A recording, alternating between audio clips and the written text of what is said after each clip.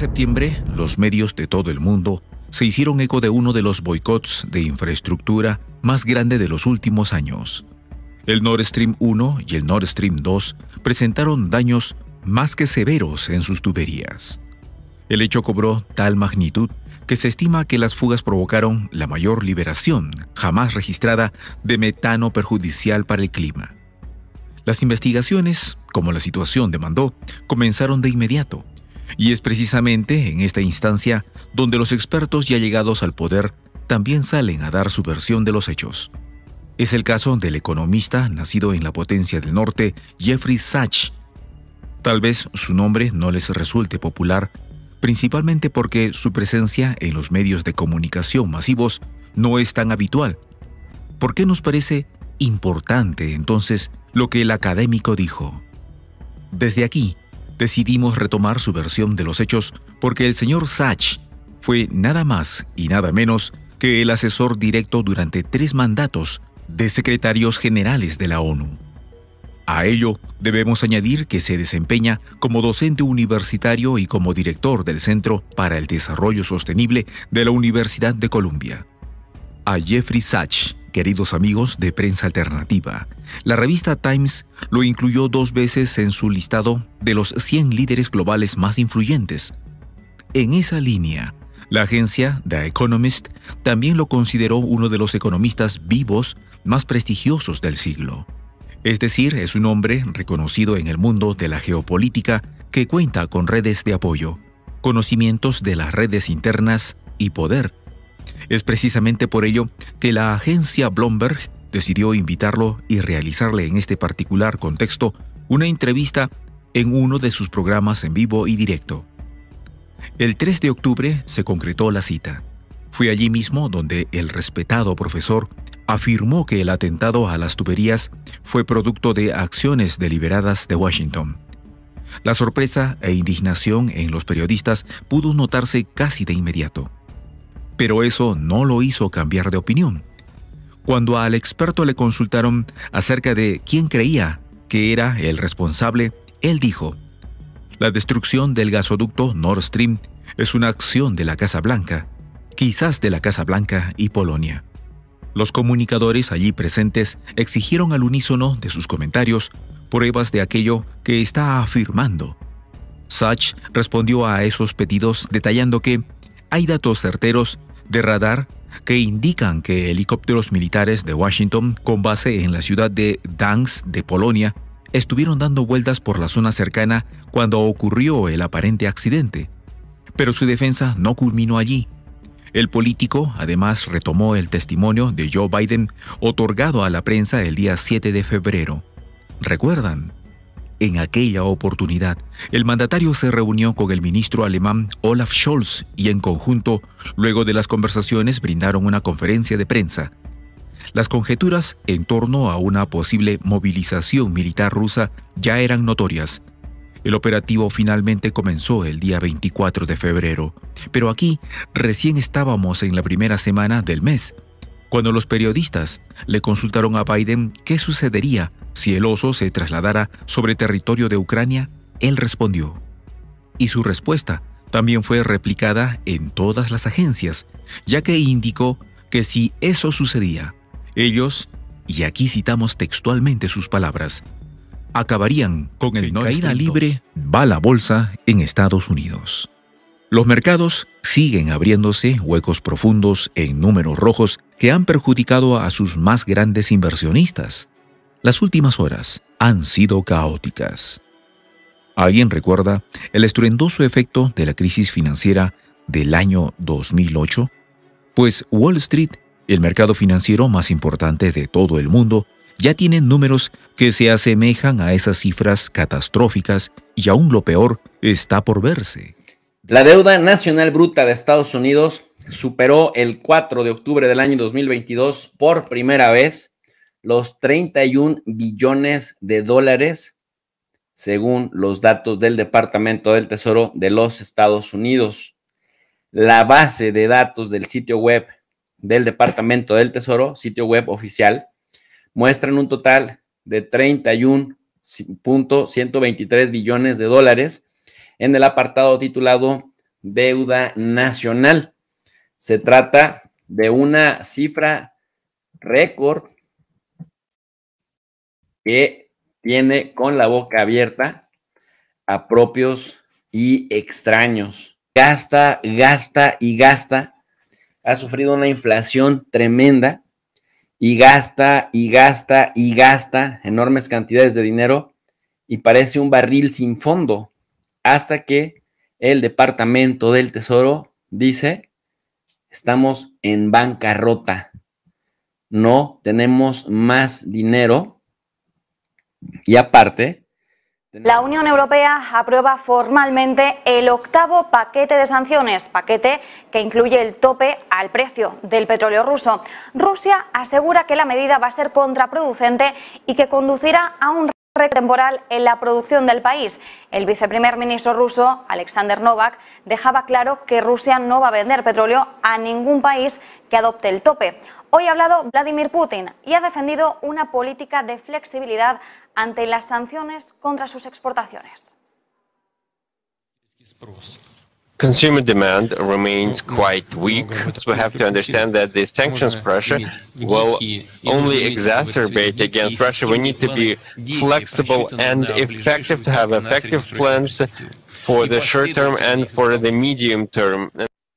Y hoy seguimos vigilando el escenario del petróleo. Se abren cada vez más aristas. En este caso, Morgan Stanley asegura que se va a ir hacia los $100 mucho más rápido después del recorte de la OPEP este miércoles. Recorte, recordemos, drástico, 2 millones de barriles diarios, mucho más de lo que se esperaba en un inicio. La Casa Blanca ha acusado a la OPEP de alinearse con Rusia. Biden se mostraba muy decepcionado ante un movimiento que calificaba como miope.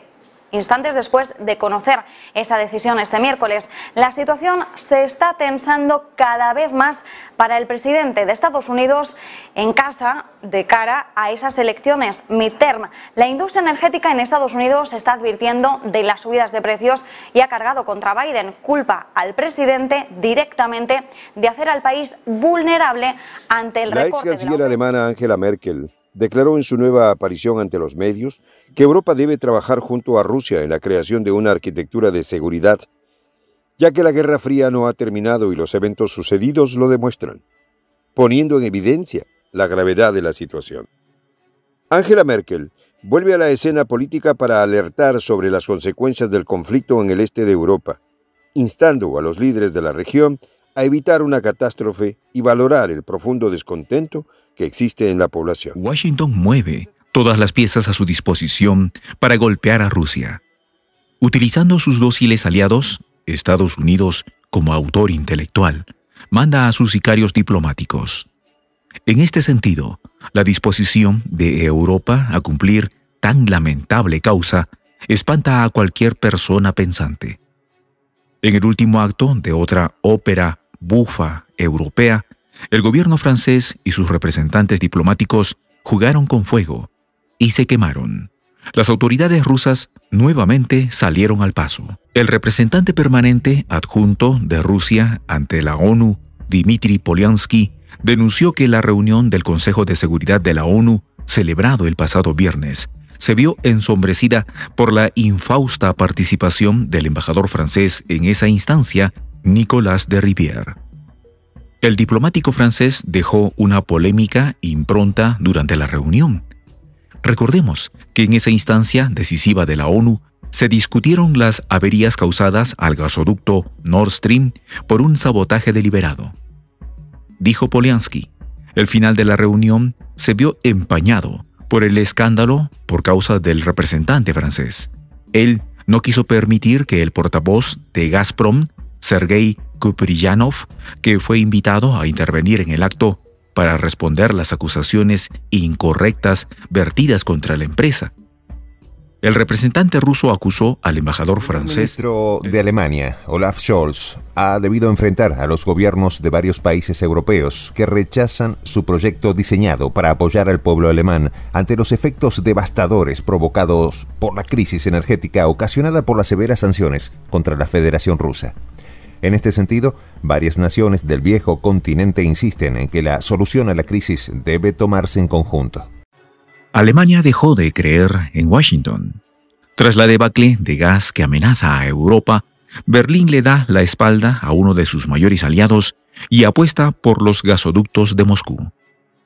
Asimismo, pide a gritos contar con hidrocarburos de Eurasia que garanticen pasar un invierno tranquilo y eviten manifestaciones políticas y sociales. El plan de Berlín prevé un paquete de ayuda para la población alemana que asciende a 200.000 millones de euros, unos 194.000 millones de dólares, afirmando que esta inversión servirá de gran capa protectora para las empresas y los hogares alemanes, ya que la situación se ha tornado crítica. Por su parte, Francia e Italia, entre otras naciones, declararon que la medida unilateral romperá la cohesión del conjunto de países, por lo que estas acciones debían coordinarse con los otros miembros del bloque. En este sentido, diferentes gobiernos han criticado la decisión de Alemania, exhortándola a resolver sus problemas en el marco de la Unión Europea. Sin embargo, el ministro de Economía checo, Zbigniew Stanjura, admitió que es tal la diferencia de opinión y formas de abordar la crisis energética que llevaría mucho tiempo acordar una solución conjunta a la grave situación que confrontan, por lo que prevé que cada país deberá tomar su rumbo. Por su parte, el homólogo alemán, Christian Lindner, señaló que el paquete preparado por su gobierno para apoyar al pueblo en ningún caso es desproporcionado, ya que si se compara con la vulnerabilidad de la economía de su país, guarda la proporción adecuada e incluso puede quedarse corto, ya que la crisis va en aumento. Pero, ¿qué pretende el gobierno alemán con esta gran capa protectora? En respuesta a esta interrogante, se acuerda un plan de ayuda para millones de hogares que luchan contra los precios altísimos del costo de la vida en medio de la crisis energética más dura que ha vivido Europa en décadas, sin que se vea una luz al final del túnel. En este sentido, las medidas claves incluyen la promesa de limitar, incluso redistribuir las enormes ganancias obtenidas por las empresas de energía a raíz de la actual crisis, así como mayores pagos a los jubilados, estudiantes, padres y desempleados, quienes se encuentran desamparados ante la grave situación que vive el país. Por esta razón, Scholz califica estas medidas como un gran paso sustancial para brindar alivio a los ciudadanos. De allí que Alemania promueva y apoye un esfuerzo para controlar las extraordinarias ganancias de las compañías productoras y distribuidoras de energía, quienes son las que más se lucran con la situación. Del mismo modo, se impondrá un freno a los precios de la electricidad utilizada para el consumo básico. Se creará subvenciones para amortiguar el impacto producido por el incremento del costo de la vida, un pago único de 300 euros para pensionados y otro de 200 euros para estudiantes universitarios. También se producirá un aumento en los pagos de subsidio de alquiler. Adicionalmente, se aumentarán las prestaciones sociales en 500 euros e incrementará en 18 euros las bonificaciones por hijo. Por otra parte, se ampliarán los programas de apoyo a las empresas con problemas de liquidez y se continuará ofreciendo boletos para el transporte público subsidiado. En atención a lo señalado, es curioso ver cómo todos estos subsidios chocan con las medidas que el Fondo Monetario Internacional y el Banco Mundial imponen a los países en desarrollo que han contraído deudas con ambas instituciones. Ni los propios estadounidenses quieren su moneda. Y esto es un hecho que uno de los más grandes inversores del mundo ha constatado, ya que pese a su nacionalidad, ha exhortado al mundo que dejen la divisa estadounidense y busquen caminos alternos para invertir. Robert Kiyosaki ha sido quien diera la señal de alerta en la otrora primera economía del mundo, ya que, según sus perspectivas y agudo olfato comercial, el dólar va a una franca decadencia de la que es difícil salvarlo. El portavoz del Kremlin, Dmitry Peskov, es que Moscú no sabe cuánto tiempo se puede tardar en restaurar Nord Stream y con qué países se puede cooperar en este tema. Según la información que llega por parte de la agencia Belta, Moscú, el Kremlin, se muestra dispuesto a llevar a cabo las obras de recuperación de Nord Stream, aunque señala que antes de comenzar esas obras es importante saber cuál es la situación del lecho marino, el contexto medioambiental que rodea esta infraestructura clave